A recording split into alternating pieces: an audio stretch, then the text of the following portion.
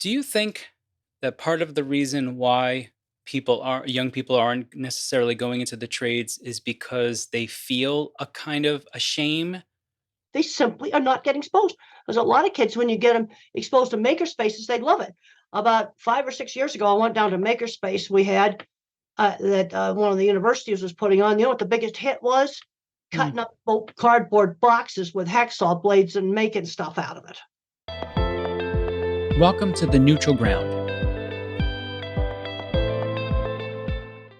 Our greatest strength as a species lies in our ability to cooperate in order to overcome major challenges. But are we really maximizing the various skills and abilities of everyone? My guest doesn't think so, and I agree with her.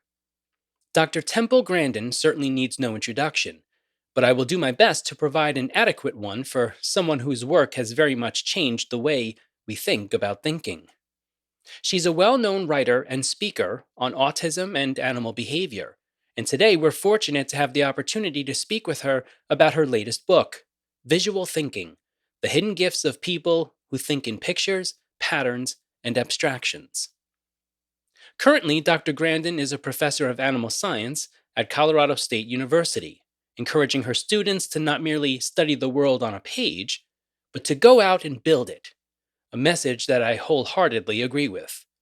In this episode, we discuss how visual thinkers differ from verbal thinkers, how we need to encourage people to get back into the trades, and we talk about writing, which was a lot of fun. And she even gives us her opinion on ChatGPT and artificial intelligence. If you want to support our movement to bring civility back to discourse, hit the subscribe/follow button, leave a kind comment for me and my guest, and consider sharing the show with a friend. I hope you enjoy my conversation with Dr. Temple Grandin. Dr. Grandin, welcome to the Neutral Ground. It's Now, great to be here. oh, it's a pleasure is all mine. You open up your book, actually, Visual Thinking, with Descartes' famous words, I think, therefore I am. And you talk about how thinking and language have been intimately connected, really, for quite a long time. But today, we're now starting to really understand that there are other ways of thinking that are just as important for us as a species. So let's jump in here. What are visual thinkers, and how does their thinking differ from verbal thinkers? Well, in my book, Visual Thinking, I actually discuss three ways of thinking. There's the object visualizer, like me, who thinks in photorealistic pictures. We tend to be good at working with animals, photography, mechanical things, and art. This is something may seem strange, but art and mechanics actually go together. Then you have the visual, spatial, mathematical pattern thinker. They think patterns, music, and math. Then you've got word thinkers. And a lot of people are mixtures of the different kinds of thinking. But I was a severely autistic kid. And when you have a label, you tend to be one of the more extremes, maybe an extreme object visualizer or an extreme mathematical genius. They're kind of opposite types of visual thinking.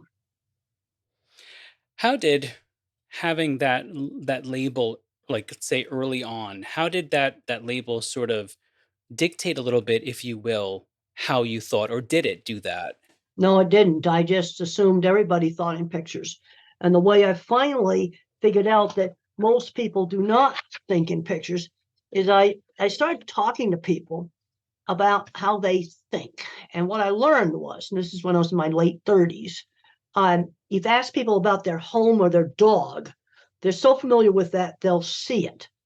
But then I started to ask people about maybe factories or church steeples, something they don't own. And the object visualizer will start naming the churches off. They come up like a set of PowerPoint slides. They're specific. But then one day I talked to a speech therapist and I said, think about church steeples. And all she got was this vague 2 lines. That was my first inkling that maybe not everybody thought in pictures. That was kind of mind blowing for me.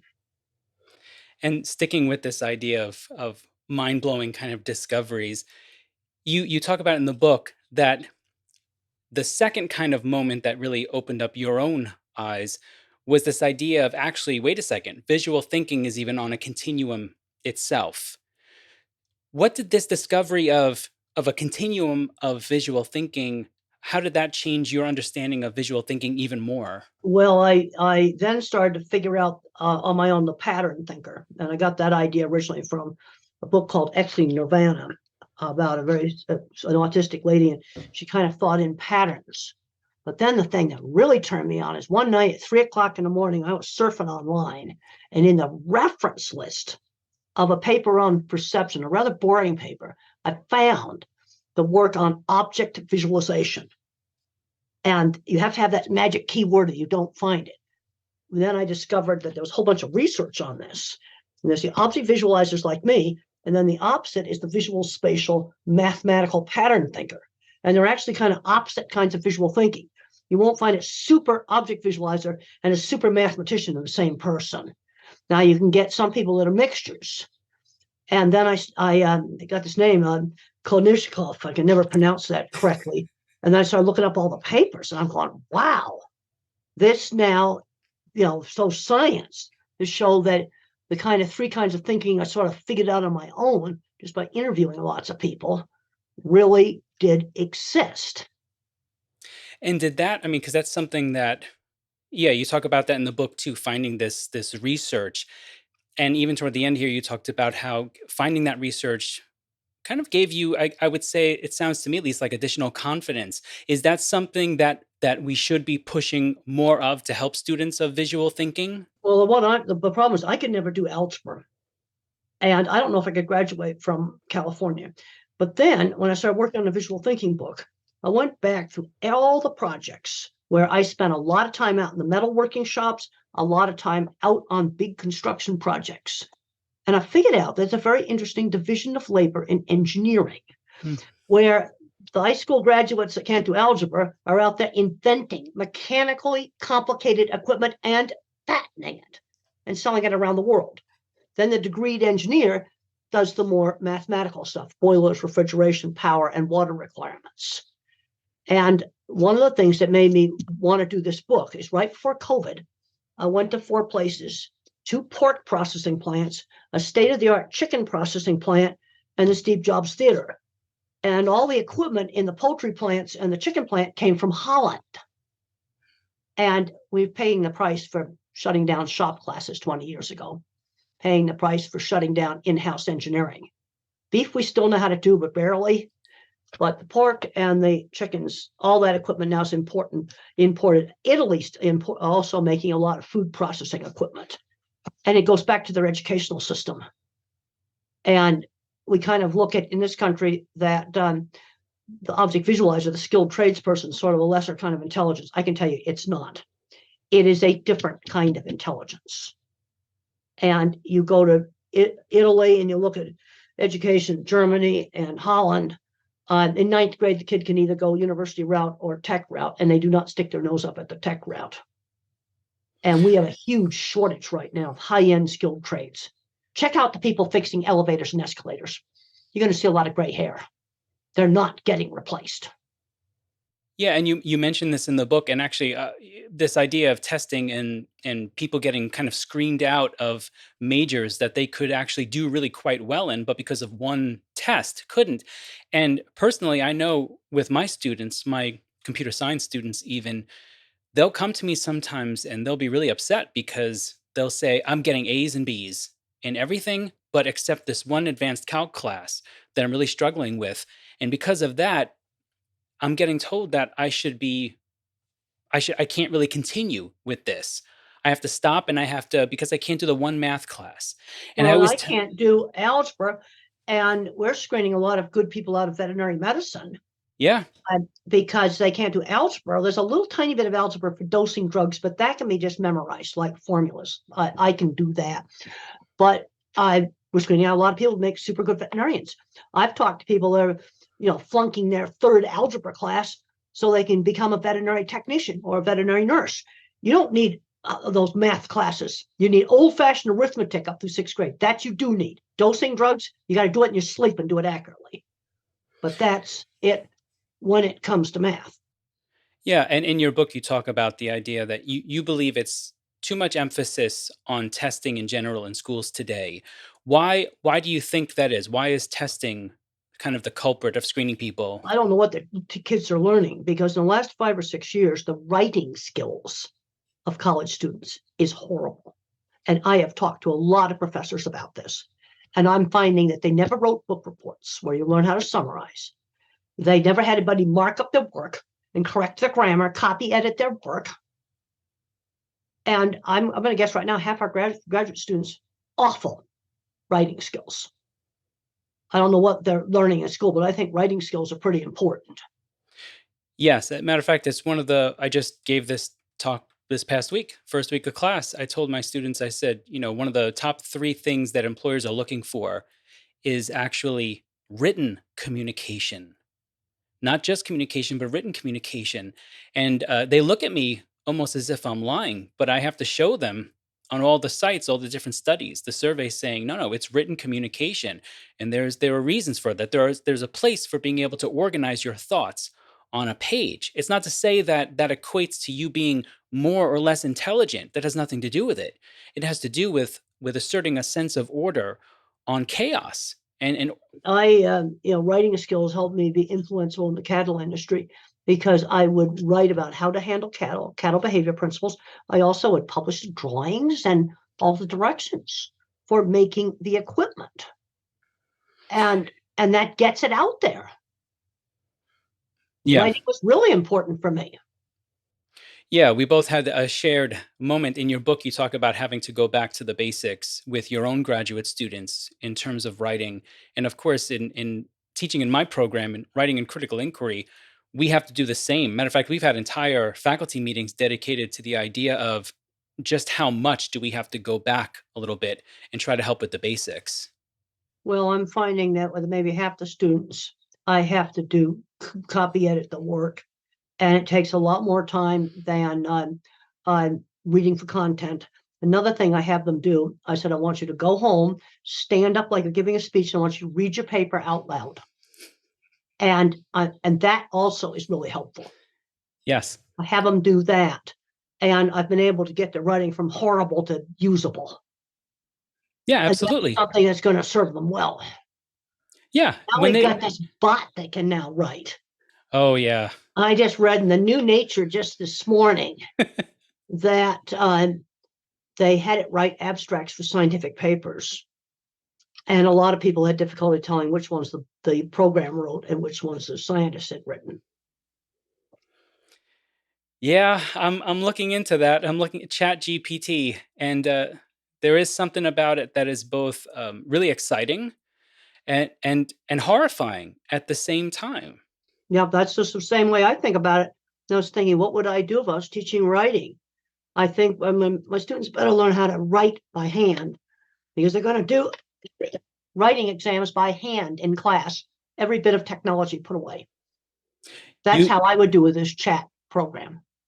Yeah, you have to bring the writing into the classroom, which for me, thank goodness, I always do that anyway. They write in the classroom, but you have to in this new age when students can just put in an idea and have, artificial intelligence just kind of pop out a perfectly fine article. Well, that's right. And it passes the plagiarism program. I Yes. also read that. Yes, that's true. Absolutely. Let me ask you a question about something. So with oftentimes students, we have this picture of a student doodling in class. And oftentimes we think, oh, that student's not paying attention. But in reality, oftentimes I'll have students who use that again to sort of stay focused and to keep thinking, actually. And I know of a couple of teachers who find that they take it personally. But No, I don't. I admit I do some doodling.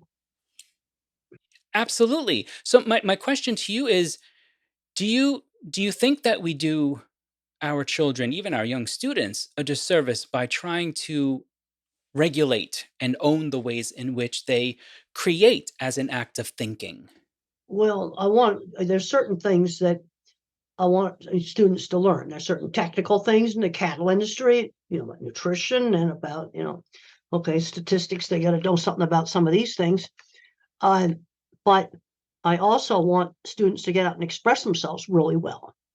And I'm thinking about my students that have horrible writing. what their writing would be like. They've used that program. Mm. And one thing I did on working on the book, I'm a big believer in collaboration, like in a visual thinking book, was I would write the rough drafts. Visual thinker, very associative, tendency to kind of ramble. And then Betsy Lerner, my highly verbal co-author, would straighten it all out. We were a perfect team together. And we used each other's very different skills, recognizing the differences. That's complementary skills. Yeah. And that's something that I really appreciate about the work that you're doing too. It's not as if you're trying to privilege one or the other. You're trying to say, look, we have common goals and we need to pull upon as many skills as we possibly can to achieve a lot of the we have to fix a lot of infrastructure. We have f- problems in science to fix, and we need to pull upon everyone's ability to think. Let's look at things like reviewing journal articles. We're getting more and more fancy statistics. Oh, we've got some simple little experiment with 20 cattle per treatment, and we've got to do a multivariate analysis and all kinds of complicated stuff when t-tests work just fine. So they got all these complicated statistics. But then I read the method section of the paper, and you didn't tell me what the concentrate feed was that you fed them. You didn't tell me how you housed your animals. When these are behavior experiments, that can totally change the results. They leave really important things out of the method section. There was millions of dollars worth of cancer research wrecked because two different labs used different devices for stirring cancer cells. Little $300 devices. And they totally changed the results. And so I go over all the methods. I rip into the methods. And lots of times it's a very simple thing. I just need a couple of sentences. They assume that in their country, I know what their concentrate feed is. I don't know. What did you feed them? What was it? It matters. How did you house them? It matters. Why do you think that that's happening today? Why are we missing Because they that? don't see it. You see, visual thinkers see problems, mathematicians calculate. And in the visual thinking book, I've got a chapter on disasters. And let's look at Fukushima. The Mm. mathematicians did a great job making it earthquake proof. It shook and it shook and it shook and it shook. Everything was fine. 20 minutes later, the tsunami drowned it. They didn't see the water going in there and drowning the electric emergency cooling pump. Simple watertight doors that would not have happened. Mathematicians calculate risk. Visual thinkers see risk. And I went and checked the historical data on tsunamis, and it was very clear a 10-meter seawall would be breached. How could you do this? Now, when I was younger, I used to call it stupidity. It's not stupidity. They don't see it. It's a different kind of thinking. We need all the different things. And with the Boeing Max thing, it started out as a visual thinking mistake. And I'm going, how could you just wire the plane's computer up? There's one very fragile little sensor called an angle of attack sensor. How could you do that? You know what I since found out a week ago?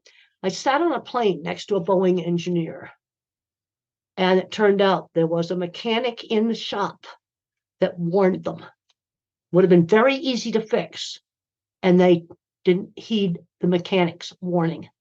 The guy in the shop going, hey, what if a pigeon breaks that thing off? What's the computer going to do? Very, very simple question. It would have been extremely easy to fix it in the beginning. They didn't do it. They don't see it. They don't see it. Is that not, though, kind of a little bit of a, I mean, because you speak about that divide in academia today between not, And the academia. yeah. So do we just not, is it that they don't see it exactly, or is there also a part of them that doesn't really value it? Let's just be Well, honest. they didn't value the opinion of the guy in the shop. And they just didn't pay any attention to him. And all they would have had to have done is wire the computer to two sensors, have the angle of attack disagree functioning on the instrument panel of the plane. This is very, very simple. And the other thing you have to ask is, if I break off the sensor, what does the computer do. That's your default setting. Default setting should be fly normally, not think you're stalling when you're not stalling.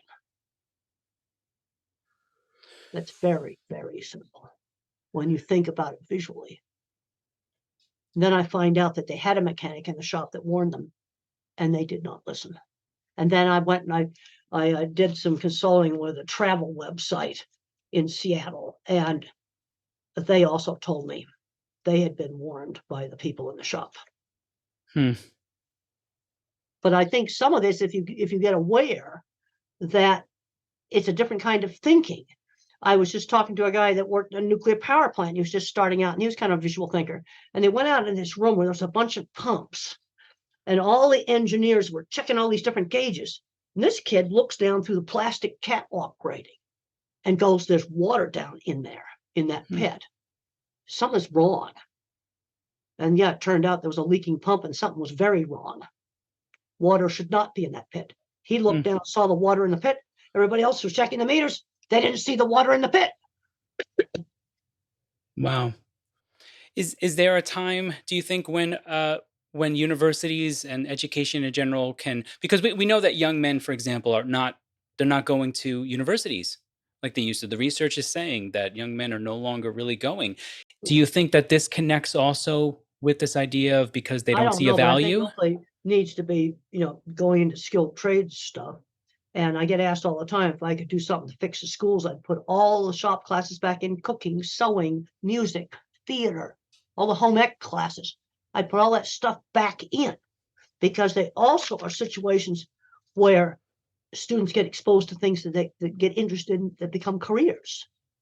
I was exposed to musical instruments. I wasn't any good at playing, but I got exposed to them. Another kid's going to pick up this little flute I couldn't play and play it. Yeah.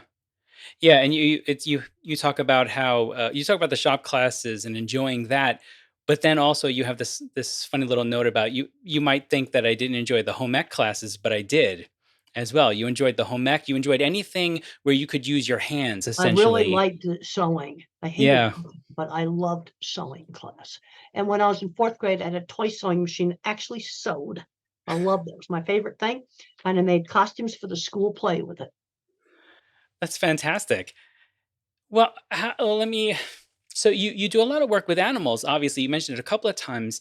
I'm curious about what role did working with animals play in better understanding thinking?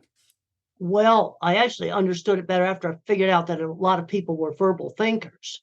But Hmm. an animal lives in a sensory based world. You've got to get away from verbal thinking. And there's a chapter in the visual thinking book on animal consciousness. And some people still don't think animals are conscious. And I think some of that gets back to verbal versus sensory based thinking. If you think completely in words, maybe you'd have a hard time imagining that a dog is fully conscious. How can it think without language?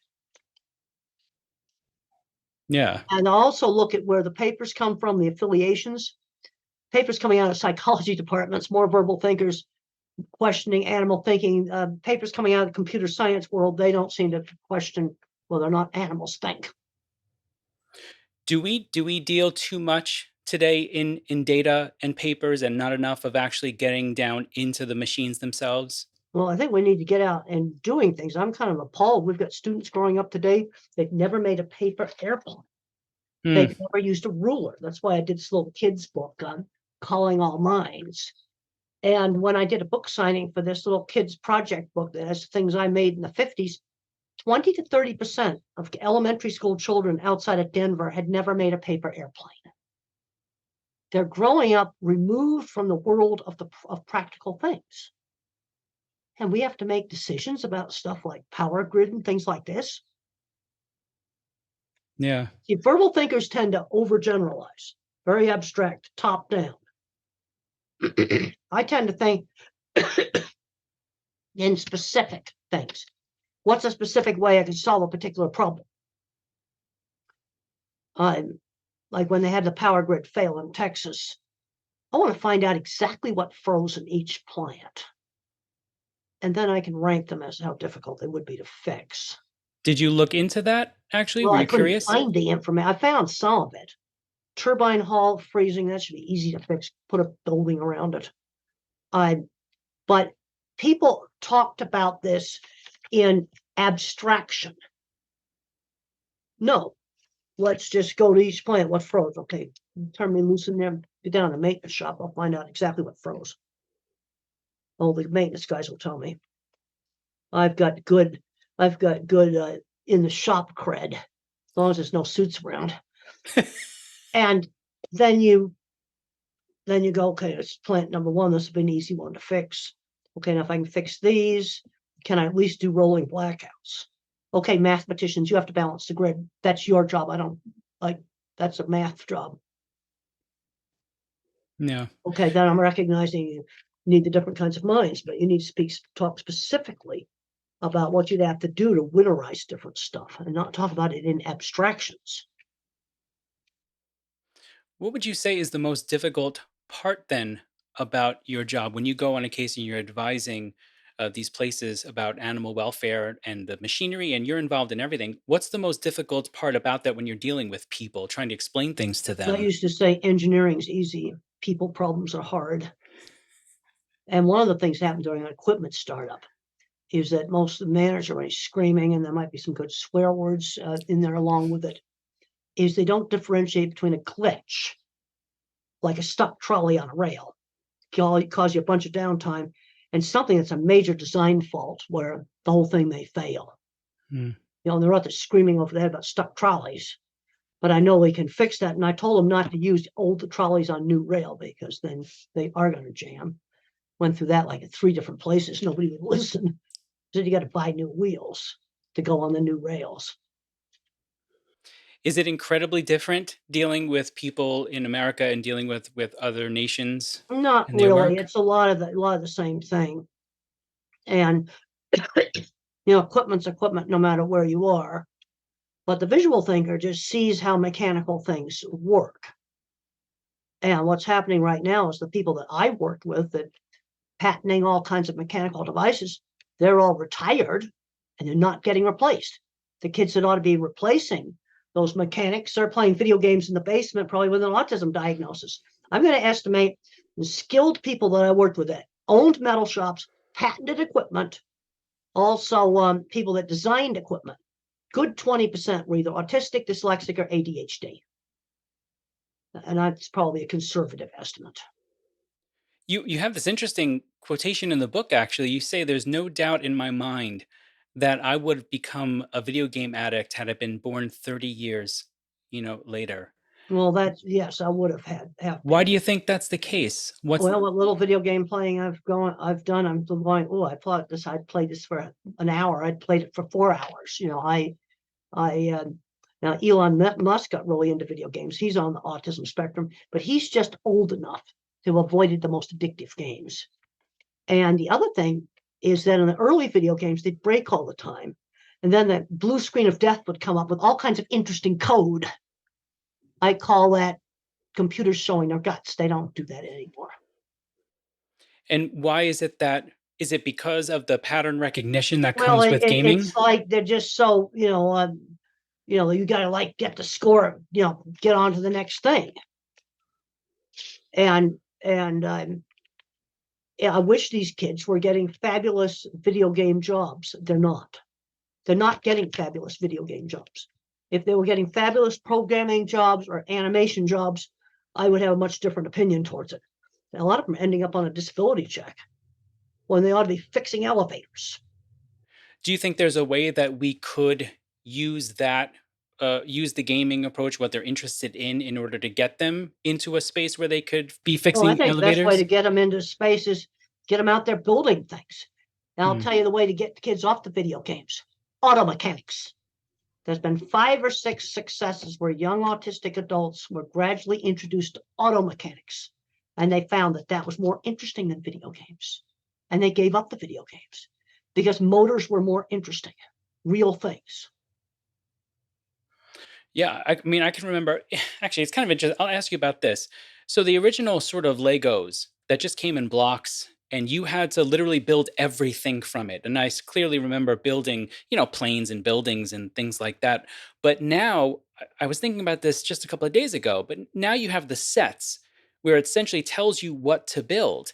And I thought to myself, there's something that's a little bit lost in that, right? Because you're no longer using the imagination necessarily to be able to see it and build it. Or am I wrong in that, you think? Well, the other thing is I think we also need kids need to get beyond Legos and be building things from scratch with real tools. We've got too many kids today growing up that never used tools. I had a girl in my class who had never used a ruler in her life to measure anything.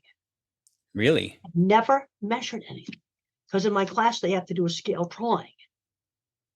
And I'm finding they're having more problems with that. Is that on society in general? Do you think society in Well, I general think it says no? depends a lot on schools. Now, some schools are realizing they need to put a lot of the hands-on classes back in. They're realizing that they're needing to do that. I'm very concerned about skill loss. Um, and this is one of the reasons why I did the visual thinking book, because we got a serious issue with skill loss.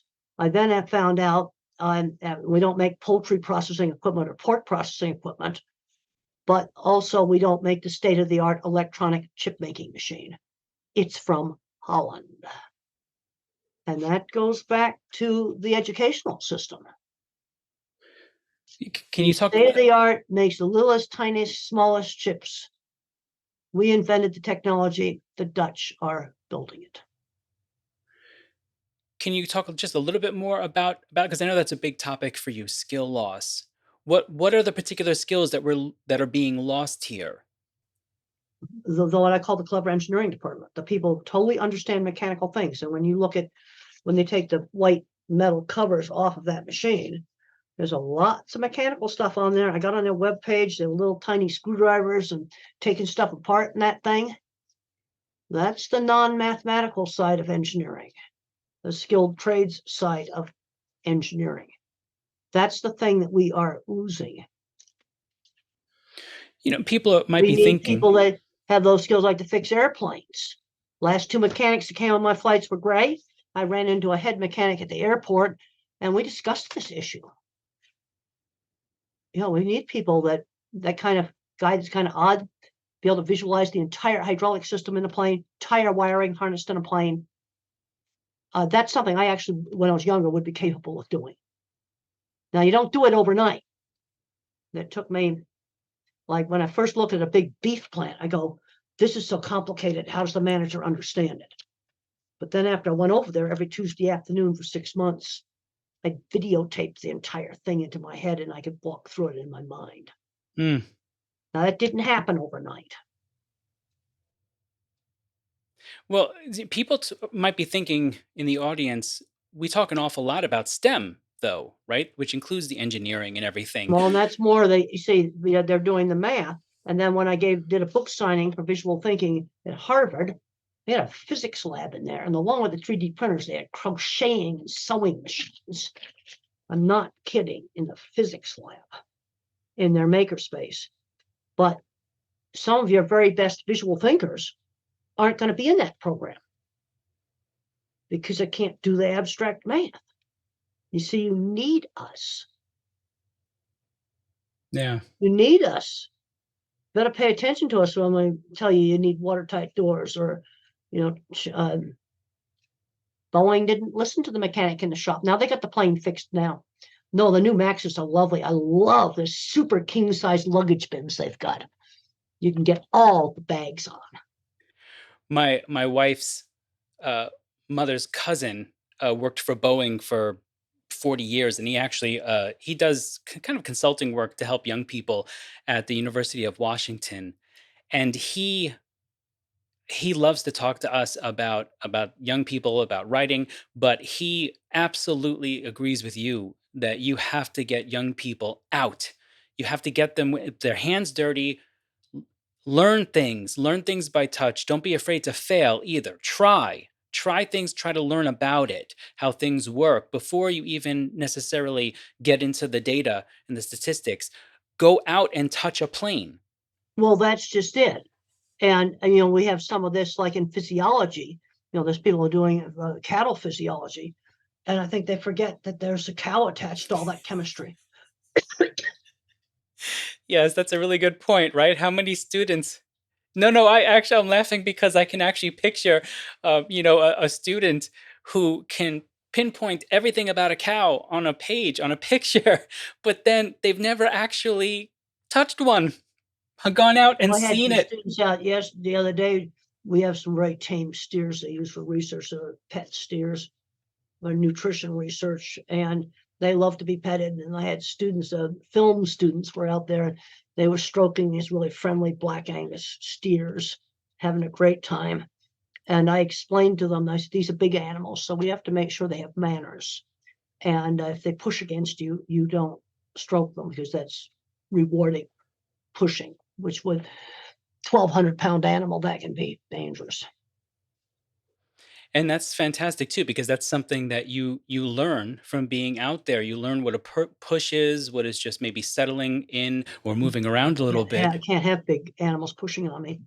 And if they're mobbing you, you don't put the feed down when they're mobbing you because now you just rewarded mobbing you. Wow.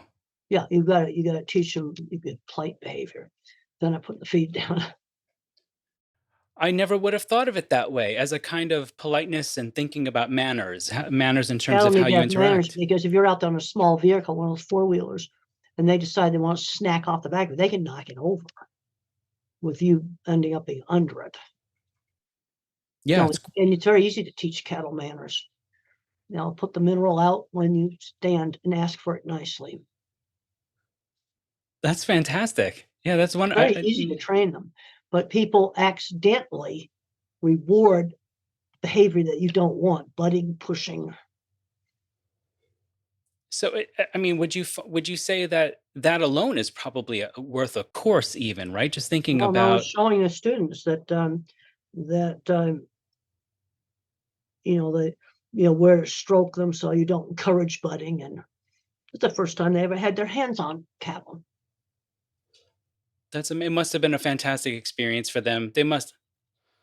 Yeah, Dr. Now, Grandin, most cattle aren't that tame. Most cattle, you wouldn't be able to do that. I'd like to ask you, what has been the response that you've received from the book so far from people? I've gotten some very, very good responses. Especially from people who are visual thinkers that have had problems in school.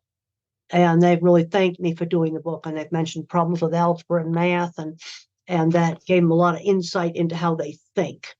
I did a talk with a industrial design group.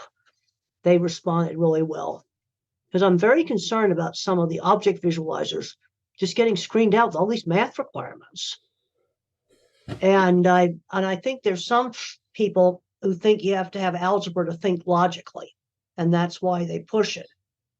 And when I did the book signing for visual thinking out in California, we did it in a school, and I talked to a principal there who didn't even know that my kind of thinking existed. I can't say I'm surprised because in some sense people like we said kind of at the very beginning, right? This connection between language and thinking has been around for so long that it's going to, I suppose, take some time to really get some people to understand that it is thinking. There's just different It ways of is thinking. thinking. It is thinking. That's the thing.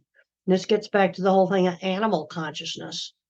And it's the people that are really heavy into language that might be questioning whether a dog could actually think, where to me it's ridiculous to say dog can't think. The internet is actually a lot of visual, clicking and pattern recognition. And I don't know if this question is going to make sense as much, but I'm curious about, in some sense, the internet is kind of made or set up in a way to kind of help visual thinkers a little But the bit. thing that's interesting about the new artificial intelligence illustration generating program, just read an article on that. And it only uses the pictures. It goes through the whole internet and gobbles up all these pictures, but it only gobbles up the ones that have a caption or accompanying text. That's something I just read about it in Wired magazine. That's I read interesting. this morning. I read that this morning. And so let's say there's a picture of something that was just on somebody's Facebook page with no caption. that picture doesn't go into the database. And then they were describing how people would use language to tweak the different ways they tell the program to do stuff. And I go, this is really interesting. Only the pictures that have captions, in other words, have language attached to them, does the program feed off of. So I in a just lot of learned ways, that this morning, and it's really made me think. I can go grab the article, show it to you. It's in Wired magazine this morning. I got it about a week ago. The Engine of Wow, and I've marked this up in different places. And I wrote in there, language is translated into pictures, and the database only uses pictures with captions. That was a single line in this article. So here are some of the pictures it's generated right there. Goofy examples. But that was a single line in the article. And I grabbed right onto that. yeah, that's a big deal, I actually. think it is a big deal. I think it is a big deal that it says here, researchers scraped the internet for all images that had adjacent text such as captions. So what about all the images that are online that don't have adjacent text? So in some ways, it's still kind of privileging the It's language. still privileging language. And I pointed out to keep it. Because this really made me think. Just this morning at breakfast, I read this. Yeah, that would have been a fantastic opportunity to think about how an artificial intelligent, algorithm or machine could also think visually. And yet it's not really the case then. Well, I think of all the apples and oranges over at the grocery store that don't have captions. I was just in there picking out Honey Crisps, trying to pick out the nicer ones. None of those apples have captions. Oh, actually, wait a minute. They have a label that says Honey Crisp on it. Okay, they do have a caption. The That's true. grapes don't. Okay, there's some things that don't. Are you, if I may ask, are you hopeful about artificial intelligence helping us in learning? Or are you a little skeptical? Well, I can see how it can really help some people with writing. And the other thing I got to thinking, what if I fed patents into this? All the patents in Europe and in the US, they're all captioned. And I decided to invent machinery with it. That was another Wow. thought I had this morning. Do you think it would generate its own? Well, you have to guide it, because the other thing they were saying on here about this program was that people would tweak the language in different ways to get it to change the artwork. So let's say I want to make a more efficient water pump, and I give it certain specifications for this water pump. I want it to be able to work with very low energy, pump lots of water. And I shove that in there, and it goes to every patent in the world. What would that would be interesting. And but also speaks to your idea though. Like let's say you put in all the information and it works, and let's say it actually kind of develops this new, machinery, this new pump that can Yeah, do this. you made that up as an example for something simple as I've actually worked with pumps. You're still going to need somebody to go in there though and test it and try it hands on. Well, that's just it. And this reminds me of that old movie Westworld, where they had the robots, and the original one with Yul Brynner. There was an old handyman in the fountain fixing it. He says, they need me. The robots can't get water on them. They still need me to fix stuff. And that's why I'm so surprised that there is this kind of discouraging of the trades in general, even though Well, we I keep. think it's a big mistake, and you need this person to say, hey, electric pumps don't run underwater. How about some watertight doors? I mean, you see, when you think about that visually, that's so simple. It's so simple. And I Yeah. can see the water coming over the wall, flooding the site, bust out the doors, basement's full. The only thing I didn't imagine, which was it had fish in it. I'd left that out. Do you think that part of the reason why young people aren't necessarily going into the trades is because they feel a kind of a shame? I don't think so. They're not getting exposed to it. You think they just don't I think they're know? just not getting exposed to it. It goes back to taking out the classes. They simply are not getting exposed. There's a lot of kids, when you get them exposed to maker spaces, they love it. About 5 or 6 years ago, I went down to makerspace. We had that one of the universities was putting on. You know what the biggest hit was? Mm, Cutting up cardboard boxes with hacksaw blades and making stuff out of it. yeah, That was the biggest hit in there. yeah, I believe it. Boxes, washing machine boxes is what they were actually. Yeah, I believe it. I know for me, it's a kind of therapy. I did all this work back here behind me. I put all that together, built it. Everything from just plywood, my own hands, and honestly, it's. Kids are not being exposed. Mm, Well, they just and when you start doing activities where kids make stuff, they find out that they really like it. And the video game addicts, the one thing that's actually worked has been car mechanics. That's actually worked on getting young adults off of video games. and you would think that that would be really. You could get internships possibly, and you could also. Um, we talk a lot about inner city students having fewer resources, but auto mechanics seems to be a place where we actually could find places where Well, there's all young stuff and people could stuff. And do then it. when you go to developing countries, they got motorbikes all over the place and they get broken all the time and people need to fix them. There's broken lawnmowers all over the place that can be fixed. Mm. Maybe they get some of the mechanics out of retirement and set up a garage shop for the neighborhood kids. Then somebody's going to be worried about liability. Yeah, that's the other problem, right? Is we've made it very difficult for young people to be creative, to try things, to break things, to fail in some sense. But we're going to be needing these skills, and computers aren't going to replace that. Someone will say, "Well, a new electric car is a rolling computer." Well, yes, I would agree. There's less mechanical parts than a gas engine, but there's plenty of mechanical stuff. You got all the sensors that got to work. Somebody has to fix those things. Yeah, absolutely. And there's still a thing for, see, I'm really getting to think about this. Only takes the pictures that have words attached to them. One little sentence in here, I saw it. That Yeah. really made me think. And I hope my book, Visual Thinking, is going to really make people think about how we solve problems and different ways to solve problems.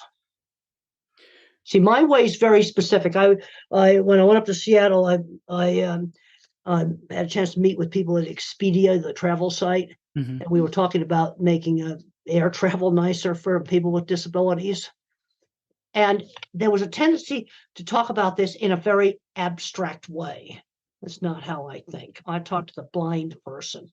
You know what he said? It drove him crazy at the airport. Finding gates. Hmm.